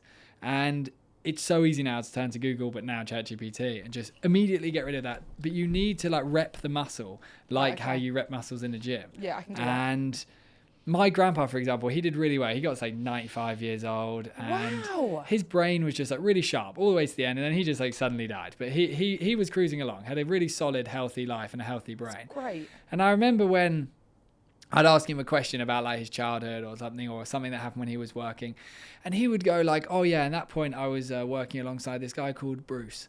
What was Bruce's surname?" And then he wouldn't be able to remember. And at that point, we would all give up. We'd be like, I don't know Bruce's surname. That was 40 years ago. He'd like sort of lean forward and go like that, and then be silent for however long it took until the name came. And it'd be like 10 minutes, and I'd just sort of sit there like, okay. We're moving on. We'll wait for that name then, and I'd just be like, and then the name would appear, and then we'd move forward with the conversation. And he did that with everything all the time, and then he didn't get dementia. And it's not like that it's a bulletproof plan to not get dementia. There's lots of factors. Sugar, there's a huge factor there. But if you can just make sure you keep your brain working hard, it's obviously going to work a hell of a lot better than if you don't. So do you think if he was in this day and age and he was subject to all the things we're exposed to, his brain would have been in the same condition as he was when he was 95? No chance. And also, he passed away, I don't know, 3 or 4 years ago maybe. So he got an iPhone and social media and YouTube and stuff in COVID, because like we were all worried about the old people. And it completely destroyed him. He went from like absolutely thriving to like, he was playing 18 holes of golf at like 94 years ago old. Jesus. 95, couldn't move, couldn't stand up, couldn't think, couldn't talk. It was mental. And I'm not saying the tech caused it, like maybe just age caused it, but he had this decline with the technology. Like, from my perspective of being interested in the tech, I was like, what the hell is happening? Like, the decline was so fast, and there would have been lots of factors, but it was interesting to see how the stimulation just broke his mind that had worked so well for the 94 years that preceded that. Mental. And what about sugar then? Is that bad? Yeah, sugar's really tricky for our body. I feel like seed oils are the pits though, like the rapeseed. Well, you don't want seed oil. No, that's for sure. Because I feel like we did have sugar in like honey and stuff. Like, I know it's the processed sugar. Oh yeah, sugar like that is not bad. Because we're all gonna die and probably get sick. Yeah, I look forward to that's not me being. I keep talking about that, but not in like not in a dark way. No. Like, I hope it's when I'm like 90 and I've had a beautiful life. But I reckon you go to some like blissful world. I don't know. I reckon you might come back round again. Maybe you come back round. Yeah, I don't know. But with the whole thing, I accept I'm probably going to get sick. Well, I'm going to get sick and die. Or maybe if you're lucky, I'll just like die in my sleep. Maybe. One thing I don't manifest want. That. Yeah. One thing I fucking don't want, is dementia or schizophrenia. So anything I can do to get people like you to tell me how I avoid it. Yeah. So no sugar.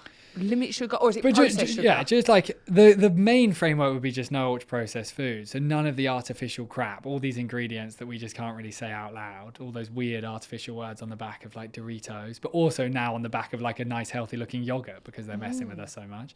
And it's just come away from that and go as single ingredient as possible. Like, there is a life, and Georgia and I have discovered this, and now I've done like over a year without eating a single thing that is not a single ingredient, and it's actually not that big a deal. Like, it sounds so dramatic. So explain. So you would have steak, broccoli, carrot. There would be and we'll put honey on the steak. We'll put salt on the steak. Those are single ingredient items. We'll eat yogurt. We'll eat fruit. We'll eat vegetables. You've done this for a year, TJ.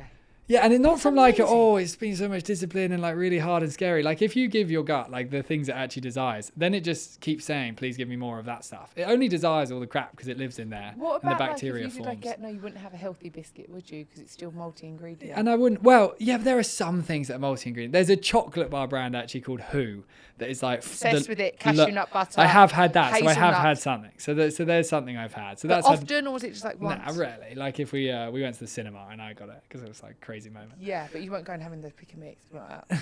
Nah, because I would love it, but it would screw me up too much and give me depression.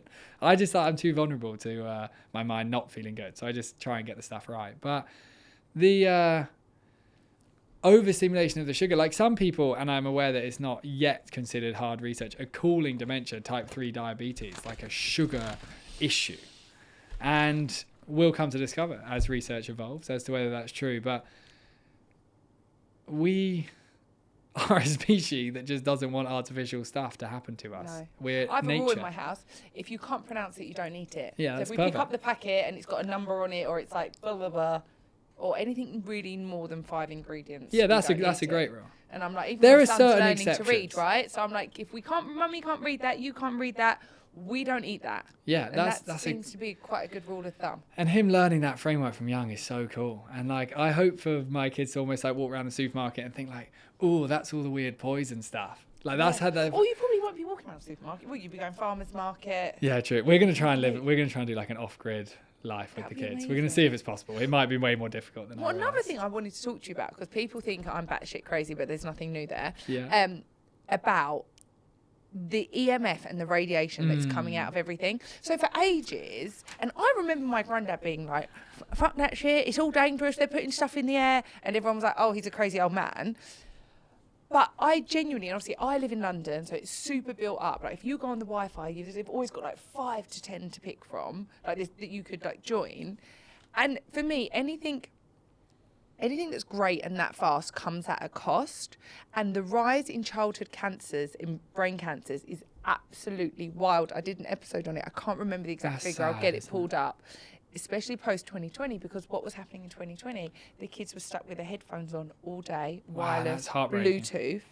Honestly, it's the biggest. I think it's the biggest killer in children at the Oh moment. God. Yeah, it's really depressing. Wow, if we are anyone doesn't want to- misaligned to Yeah. nature right now. as a Like it species. is so bad. I mean, I've got this this radiation protector on it. What, a case. No. So it's this thing. And that it's would called take it Ares. out? Well, that's what I thought for like 150 quid. Off I go to the health optimization And summit. they're like- Meet this guy, and I was like, oh no, I don't get all the radiation damage because I've got this. And he pulled out his machine. And he was like, it's bullshit. And then I met Tim, the biohacker, Yeah, and we were Tim's chatting about it at, where were we? Ideas Fest. And I was like, no, look, Tim, I got this. And he was like, it's bullshit. It doesn't actually work. But the amount of energy and frequency that must be passing through us, right? Forget if that's not even in your hand. Compared to when we were Homo sapiens, or even compared to just 100 years ago, Yeah. we are a biofield of energy. Like, Yeah. if you have a heart attack, they electrocute you. Yeah? People think I'm batshit, but you're an that's energy, true. right? Yeah, definitely. Everything's energy. And if we're pushing all this energy and waves through our landscape, surely that's going to be affecting us on some kind of level. Yes, I imagine it 100% is. I think it's a slow impact that it's having, so it's hard to be seen and very hard to conclude, like with the cause and effect, like with the kids with the cancer in their brains. Like So I'm going for the scan. that's tricky to conclude. I think there's 2 elements to it. One is you actually also want to be careful of over fearing things, because I think you bring illness towards you. Okay. So I think that's one element. Like partly I'm saying that because we are just living in a world with a lot of EMF. So like there's an element where it's like maybe I don't want to like overly focus on it because I might actually generate more negative whatever energy you in give my energy to comes in your It life. seems that It's way. like if And you there's want to a lose lot weight of- really, really hard, you just can't lose it. Yeah. Well, if you focus too much on the Yeah. lack of something rather than the desire of what you want, you actually get the lack rather than the That's desire, it. which is really fascinating, to be honest. And so there's that element. But that being said, I also think it'd be great to have less EMF around your brain and body as much as you possibly can. So definitely not having anywhere you're sleeping would be a great idea. Yeah. So like not having like tablets and stuff. Like I would never sleep with like any device near my head or something, because then I'm just like something's going into my brain.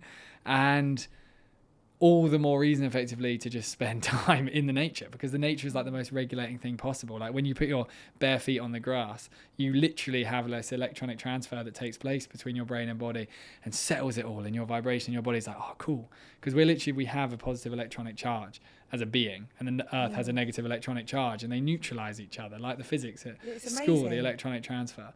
And the more grounding you have of the nature, the more your body's going to cope with the EMF. Like people are even sleeping love the way you flipped that. That is so good. Let's not worry about dying. Let's just make sure we survive by putting our feet on the ground. We just got to keep going towards the nature, because it has all the answers. And people are even sleeping with those like EMF mats. Like if you really want to take it to that level, you can have like a grounding mat. I'm that person. And that's a great person to be. And also, when you can go to Richmond Park and lie on the ground, that would be good too. So make sure you do both. And one of the last things I want to talk to you about is because I've been screaming about porn since February, and everyone was like, oh, here goes Brogan again. And I'm like, it's killing us, it's killing our kids, it's ruining our relationships. And I did this series where I had other sides of the porn landscape. So I had like Bonnie Blue come in. Okay, she talked about her experience. Then I had Lila Mickleway. Okay. I don't know if you know who she is, but she has become like a personal hero of mine. She is the lady that brought Pornhub to its knees. They had to remove 94% of its content that was unconsensual, that was underage. They had certain algorithms in there, TJ, where you could find children being abused. Like, it's so dark. Okay. So I went down the porn rabbit hole, right? Let me tell you a couple of statistics here. And then I saw you spoke about porn, and I was like, oh my God. But how it wires us for addiction, right? So a Cambridge study found that people with compulsive porn use showed activity, basically the exact same region as the drug addicts. It's rewiring your brain for addiction in the same way of drugs. Heavy porn users often, this is something we were finding out, often need more extreme content over time for that, to get to that level of stimulus. So we were talking to Paul Hutchinson, who rescues children basically from paedophiles and rings, and he said they made the Sound of Freedom film about him. Have you watched it? I haven't watched it, but I've heard it's unbelievably powerful. It's unbelievable, and it's real life, Cool. It's fascinating. Important. But he was saying he's rescued over 5,000 children. Oh, shit. Wild. But he was saying when they started to look at it, because I was like, typically the end user, which is such a horrid word to use, is a typical Western white man, you know, that is actually going to Thailand or whatever and seeking out these underage girls. So we were having the conversation of like, how on earth did we get there as a society? And he kind of went on to explain, you know, the average age of exposure to porn is 11. I saw it at 9. Yeah, did you? 9. And that was back in a world where there weren't even like smartphones. So kids must be seeing it now. Yeah, I remember like Googling the word boobs on a computer. Like, who didn't? Who didn't? I was like, just what were they? And thought I'd like see like some boobs like I'd seen like as a 9-year-old walking down the street or something. And then suddenly it was like bang. Nipple, porn. everything. Like, wow. Everything. Suddenly like dicks and everything. Like porn was everywhere.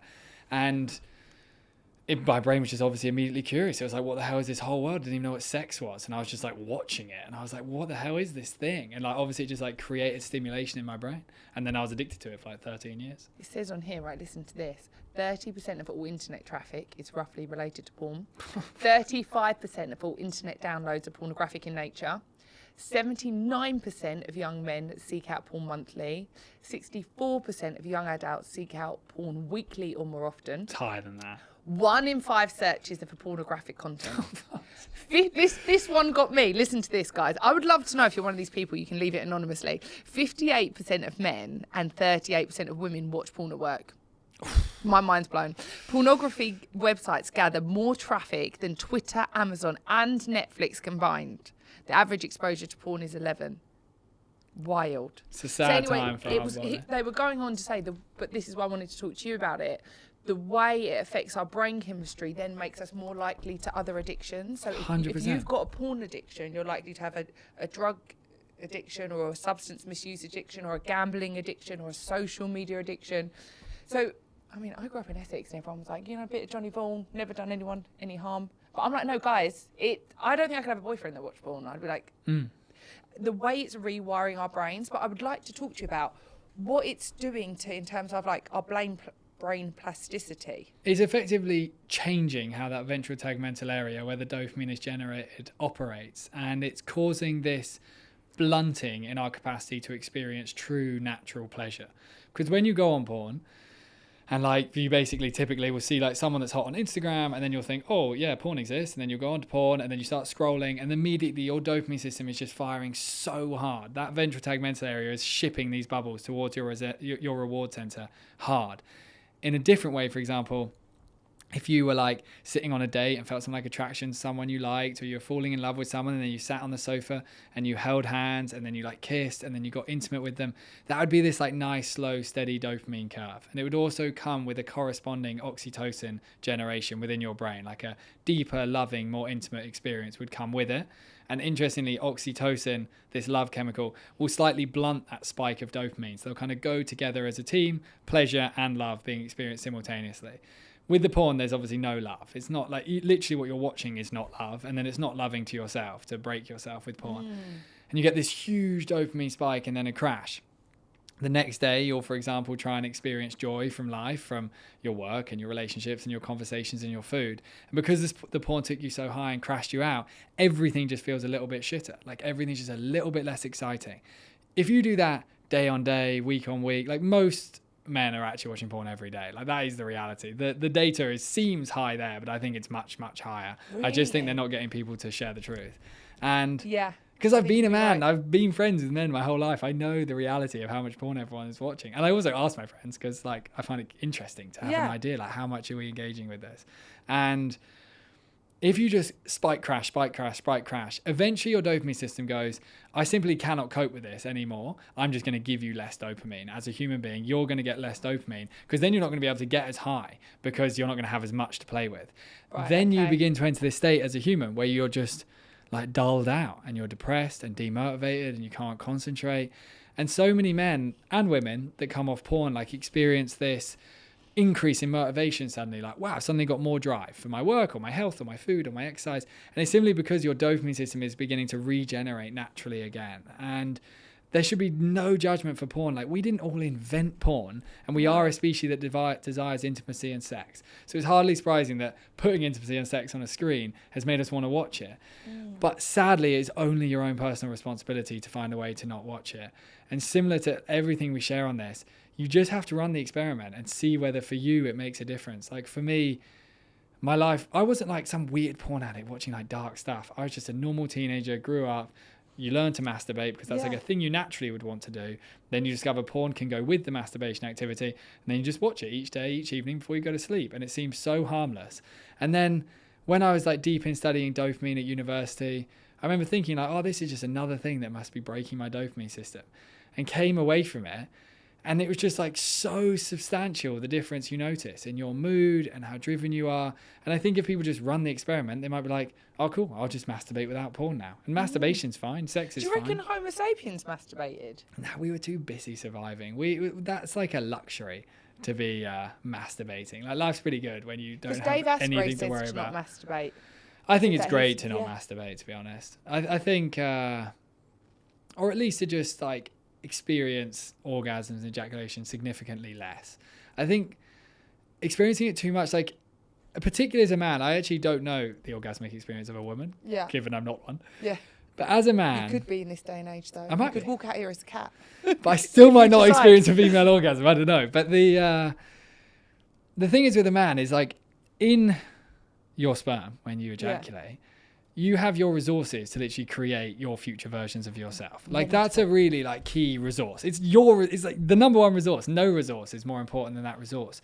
And your desire to find a mate that wants that resource so that you can pass your genes on is more powerful than any drive in you at all. Like that's our whole purpose as a species, is recreate, make another one, recreate, make another. If that wasn't the purpose, there'd be no humans right now. We literally survived like ice ages, but we got through because our desire was so strong to procreate.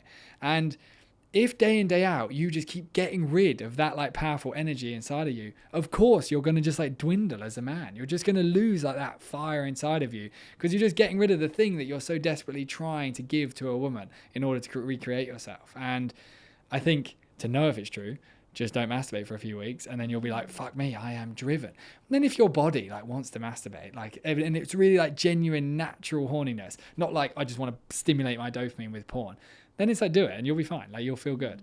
But reducing the frequency is tremendous for a man. Yeah, and maybe for a woman. And I think even getting rid of pornography full stop would be tremendous. Oh, if porn just got deleted. Do you know how great the world would be? Coming just like full circle to that relationship thing, the porn will be such a crucial reason the relationship thing is broken. The people in their 20s and 30s that can't find partners, or 40s or 50s, because if it was cut, there would be an extra motive. But because like I have lots of men that will message me and share, like they'll be on a night out and it's like, oh, I really should like go and talk to women and like get the courage and the confidence. But that's a scary experience to do it. And then in the back of their mind, it's like, oh, I could just go home and watch porn. And then that'll be like, all right. And then I'll go to sleep and that'll be fine. And it's like, if you just repeat that action over and over and over again, like you end up not with a partner. All-time high of virgins. Yeah, interesting. It's compared 79% increase as it was into like 1960 or something. Yeah. The amount of under 21-year-old virgins. And that almost could be a nice thing, but it's sadly not. We're meeting that need artificially. Yeah, we are. And like, all of our dopamine addictions are rooted in something that we naturally need, but if we artificially stimulate it, we lose the desire for the real thing. So say, for example, social media. You were saying you feel people are less connected. Social media is just our craving of human connection. We're not like looking at pictures of black and white red squares. We're just looking at people on social media. And because we're artificially meeting the need for connection, we're giving up on connection itself because of social media. And the exact same thing happens with porn. If you artificially create intimacy for yourself, you'll naturally begin to reduce your desire for the real intimacy that you actually need. And what about you then, as a neuroscientist that wants to further their career, that feels like a responsibility to obviously be on social media, post and create content? How do you manage that without it being all-consuming? I just ensure that I'm not frequently engaging with the apps. Like the biggest challenge is like frequent checks. Just like if you were to sip a bottle of brandy all day, that would create some difficulties for you. But if you were to, for example, have one shot of brandy in the evening at 7 p.m. every day, your brain and body would cope with that better than if you drank brandy all day, obviously. It'd be great to have no brandy, but like, let's just use that specific analogy. If I do that with my social media and I have very specific allotted times where I go on and I post and I like check my messages and I'll like consume maybe for a few minutes of content and come back out, and I block it all as well. Like I use this app called Roots, and it just like blocks the apps so that when you click them, they simply won't open. So how long? Not like a quick bypass screen time thing. Like it actually is blocked. What's it called? It's called Roots, like the trees. And it's also like beautiful. It's built in like nature and it's a really great app. And I'll use that. So if I click Instagram right now, it just won't open. And it won't open until like 8 p.m. tonight. I can't get it to open. Is that not too late? Well, my typical timing is like when I have finished dinner and I'm all cleaned up for dinner, I'll do like I'll typically post like an Instagram story for 10 minutes then, and then I'll be back out. I won't consume. Okay, you'll just upload. And then I'll be gone. Or I'll check my messages. And for me, I do 10, 3 and 8 just because those 3 slots, 10 a.m., 3 p.m., 8 p.m. That's when I'll use them. Outside those windows, I just will block myself out. And how long are you allowing yourself? 10 minutes on each one. So 30-minute total? Yeah, like my screen time on my phone, I can show you, is like 90 minutes a day on average, every single week. And like, it's not come from anything that complicated. I just basically don't have my phone near me most of the time, and then I don't use it. Like if I'm working, it's not near me. If I'm walking, it's not near me. If I'm sitting on the sofa, if I'm eating, it's just not near me. And if I have physical separation from it and the apps are blocked on it, the screen time just like disappears and you fill your life with other stuff. Do you think though having Georgia in your life has got rid of your craving for the phone? Like, yeah, I definitely think having a partner and experiencing love, like that's arguably what we're all like craving inside these phones anyway. So I think that's been a crucial factor, but it was still very low before Georgia. Like I still found joy and fulfillment and satisfaction and like peace in other things that aren't my phone. But I think you have to really know how shit it's making you feel to be motivated to not have it anymore. And I think a lot of the time you might just feel like you're in a bit of a bad mood and your partner's pissed you off or something happened at work and you think that thing is the reason you're not feeling good. But it might actually be that your brain's just heavily dysregulated from the phone. So everything is annoying you more. And if you realize a lot of the annoyance in our system, the overstimulation, the anger, the agitation, the mood crashes, they're rooted in the phone. And if you start to realize that's a reality, then you're like, right, I've got to get off this phone. Like I need to spend time away from it, because then I'll be really happy. And in my brain, like all I want to do is just feel really good. Like I want to feel really happy and steady and like fulfilled with my life. And the phone is like the most crucial step in that. And I saw you ditched your Aura ring. I ditched mine. Yeah, that was an interesting Where one. did we get... Number one, I ditched mine because I was like, I'm going to get EMF all day. And Yeah, I bet. I also... I was like, there you go. Someone have it. But also, I was like, oh my God, I'm getting to the point where I'm like, okay, I'm going to feel 79% today. Instead of being like, do you know what? I feel 100. I'm all right, you know. And I was kind of letting my mood be dictated to. And if my boyfriend did say, I'd be like, mate, I got up 6 times. Yeah. You and your work, you shouldn't get up. You do. And it'd be like this dick off of like, who's more tired? And I felt like, you know, it brings us back to that conversation about the world telling us what we should do. Like, then it's telling me what time I should go to bed. And I did get some really valuable insights. Same. Because I realised it takes me 90 minutes to fall asleep. So I'm like, I have to get in bed at 8:30. Yeah, to fall asleep by 10. Like, and we just sit, we put the red light on, we talk for an hour and a half. That's magic. Yeah. So my behaviour around the phone is always on flight mode until 8 o'clock. So my behaviour around it is quite good. I do notice if I pick it up early, like this Saturday morning I had to pick it up at like 7 because my sister was coming and I'd not long got out of bed and I was like, oh, and after that, frantic. So frantic. But we've gotten to this point where we're letting AI even dictate our day to like what we should do. I was sat with my sister the other day and she's like, oh, the ring said I shouldn't really exercise. I've done a lot last week. And I'm like, well, let's just go to the gym class. We're together. It's sociable. And she's like, I might get ill. Yeah. Do you know what I mean? It's like, oh. But what was your reason in chucking that away? I think like you, like it is a good training aid. I found the reds when drinking on Whoop was crazy. Like I couldn't, like you get these red or green or yellow scores on Whoop. And I couldn't believe like I'd have like 2 beers and then just get a red. And I'd be like, whoa, alcohol's doing something to my body that I didn't realize was this significant. So it was a great training aid. It was a crucial factor in me like stopping drinking alcohol, for example. So it was useful. Taught me about getting like the earlier I get sleep, the better the data, regardless of the quantity of hours. It seems that if the hours were earlier, the recovery rates were better. So I think it was great. Like it was really useful. It was like going to school for a period of time about my body. But then it began to dictate how I felt way too much. And I had this feeling, I was like, oh, I really want to not wear this. Like it's like making me think I'm not feeling good when I am feeling good when I see a bad score. So then I took it off for about 3 weeks. And then I kind of had this thing, I just spent like 400 quid on this ring. Maybe I should wear it. Like it's such a waste of money to have done that. So I got back from this trip to LA. I'd gone speaking there and I was like, I'm going to put it on. And then I had this insane sleep, like something like 12 and a half hours sleep. It was like just a huge sleep. My body just really managed to settle. And I woke up thinking, fuck yeah, I can't wait to see this like 98 score or whatever it might be. And he said like 72, you're feeling shit. And I thought, no, I'm not. I feel amazing. I just had such a good sleep. And then at that moment, it was like the ring is off. And I'm just... the divorce started. I'm out of that game. So I think great for training, but I don't think you should...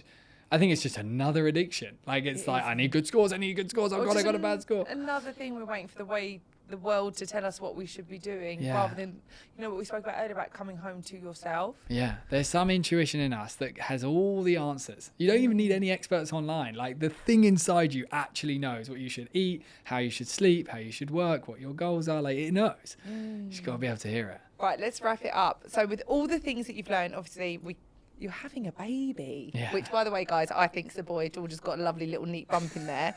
What are going to be the parameters that you're going to put in the early years? I know we spoke briefly about Cocomelon, and things like that. What is it that you've learned that you want to implement and ingrain in your child? We're going to do the 4th trimester thing where you have the first 3 months really slow. Like we're not going to take them into a town or a coffee shop or something like for a good while. We'll take them into nature and stuff so they can get some vitamin D. So we'll start really slow.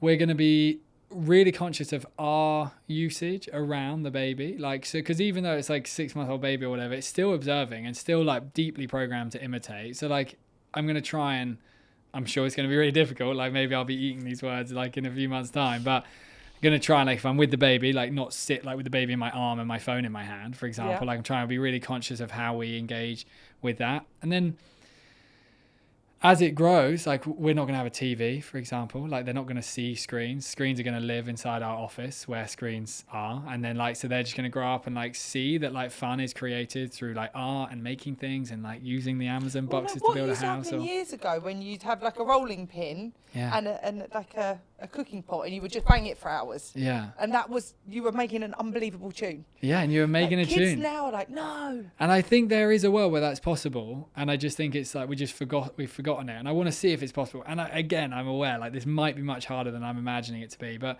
I have a cousin of mine called Alex who he's about 10 years older than me, and his kid's about 5 now, and he really cares about this stuff, arguably even more than I do. He's long hair with a beard, wearing a robe, living in nature, go barefoot somewhere. Like he's right down there. And he shared with me this story the other day where his son had began to develop like some fear about going to jiu-jitsu classes that he does, and like just like had begun to like experience the emotion of fear, which is a good natural emotion to have. And he created this quest for his son, which was like slaying the dragon of fear. And he created this little image where he would have to do little challenges that would be slightly scary for him, like standing outside the front door and then at nighttime and shutting the door and experiencing darkness for 5 seconds and then walking back in. Obviously all manageable levels, having to like try and do 3 games of jiu-jitsu with his friends and things that had become scary to him, so that he could learn himself that he could conquer fear. Put him on this cool quest, and like the kid really loved it and like felt really proud. And he does these things called tea ceremonies where he'll sit on his balcony in the morning and like drink a cup of tea for an hour in silence, because he's really not the kid, the adult, has got to the point where like that's how he likes to run his system. And I don't think you have to run your system like that, but he has regulated it. But the kid's reward, Atlas's reward for the fact that he had achieved slaying the dragon over this 4-week quest, was that the kid was going to be allowed to sit and have the tea ceremony with his dad. Like that was the big exciting reward, was you're allowed to sit in silence with your dad on a balcony for an hour. This kid woke up early, like it was Christmas Day. Dad, please, like, can we please go sit? And he was like, no, son, like at 6, like I can't get out of bed yet. Kid goes back, waits for an hour, and sat on a balcony for an hour in silence, doing nothing, and found that fun. And I'm not saying that's even the goal. Like, that's not what kids have to do. It's not how you have to parent. But even knowing that that's even a thing that could be possible has, like, shattered my understanding of what could stimulate a kid. Because it's like, if that could be possible, then, like, I'll obviously be going much more towards the middle ground of that. But that's just crazy to me. And then it's, like, kind of open a door. Like, maybe there's a world where, like, a kid... And like that kid, like, it's not seen a screen. It doesn't know what screens are. Like, it's just grown up and it's just like learned that like nature is fun and building stuff is fun. He also got given as like a present for the completing the quest, like a little like small knife where he could sharpen a stick with it. Obviously not injure himself, but like, and then he sat on their front lawn for like 5 hours that day, like making sticks that were sharp. And like, then that's the most natural hunter-gatherer thing ever, to like enjoy that activity. And that to him was like TikTok for the day, was like sharpening a stick. And like, so there might be a world, like, especially if you haven't had kids yet and they're going to be new to the world, where like you could grow them up really low stim. They could just grow up like super slow. And I'm not doubting it's going to be unbelievably hard, but like maybe there's a future where kids could do that. And what about then integrating them into society and getting jobs? That's the bit that freaks me out. Yeah, so like I've like at like I imagine 7 years old, 8 years old, like start introducing screens and like this is what an iPad could be used, maybe like with some drawing. That's sad, isn't it? Like maybe it could be utilized for a certain skill set, but I reckon you can push it off pretty far. Because we learn fast as a species. Like, you don't need to have got good at it as a 5-year-old to compete in the modern world. You'll be able to learn it at 10. You'll be able to learn it whenever. Like, I don't think that needs to be the case. And then when they experience it, just no social media, no gaming, no YouTube shorts, just slow. Like, the first thing my kid is ever going to watch on TV will probably be like David Attenborough or something. And it will see a whale and it will think, wow, how amazing, a whale. And it will think that's huge dopamine for it. But if it hasn't seen Cocomelon, it will be amazing. But Cocomelon like fries their brain. Oh yeah, it's like drugs for their brain. Can you enlighten our listeners on any Cocomelon stuff? It's just, we won't get you sued, don't worry. The sound and the colour, like the way in which dopamine systems operate is they get very stimulated by novelty, like by things coming out of nowhere. So the novelty of, oh my God, there's suddenly a deer over there, quick, that could be our food. Like novelty is huge. And it's just novelty. So the brain is just like dopamine. And and then it's unbelievably addictive. And that's why like it can silence a kid that's under emotional distress, because their dopamine will like flatline it out. Like if you're, for example, really upset about something and then you down a beer, suddenly you're not upset about it. But it's not that you're not upset about it, it's that you've just put alcohol in your system and temporarily you're in this high dopamine state where your body feels calm. And the same is true of Cocomelon. That's why we're all dysregulated. Because we're like this. Yeah. We just would like need to sort of like, So we need to go out, calm we the need to waves spend down a time in bit. nature, we need to go and not hunt, but do something that requires effort in order to get out dopamine. and we need to just consider more moments where we don't have access to the internet. In our mornings, in our evenings, in our lunch breaks, on our weekends. Like, can I just go no internet for 2 hours, 1 hour, 30 minutes, whatever it might be, no internet. Yeah, and even what you were saying about creating, forget that obviously having no internet, but actually about consciously creating those intimate moments, like the moments with the person that you love. Like, you just made me think that this weekend we've got no children. Maybe we'll just go and turn our phone off for 2 days and just Imagine. chat. Like, imagine. That's what I I'm gonna can't do explain now. how good you'll feel.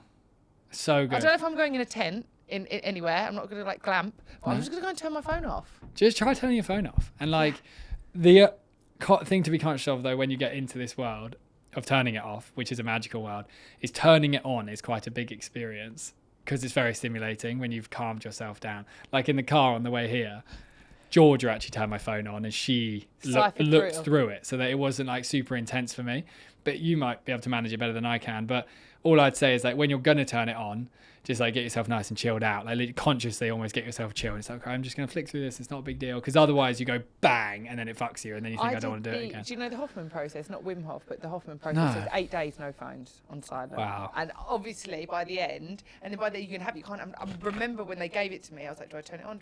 But literally like anxiety, wasn't it? Like, what could have happened? I know, what could have happened? I had it this weekend. I was like, oh, what if my family's died? The world's changed. Yeah. There's going to be a new president. And then you turn it on and it's all the same. And no one gives a fuck that you've been off for 8 days. No one cares. No one messaged me. Programmed to me like, oh no, you have to post, you have to do this. No one gives a fuck. No one cares. And no one's judging you the way you're judging you. I think we live in this Instagram reality, you know, where we can see what people have had for lunch and stuff. Everyone is only worried about their own experience of life. No one actually is outwardly analysing everyone else. But it feels like they might be. So it feels like something you need to be conscious of. But in reality, even in like a world where you have lots of followers on social media, still no one really gives a shit. They care about their life, as they should. They should focus on their life. And you're one of like 1,000, 2,000 people that they follow. Like, they're not following like, you're 5 people. You're pretty irrelevant to them. And the more you can accept that reality, the more peaceful you can be. Because it's like, yeah, that's nice if you have followers. Like, I'm very grateful for my followers.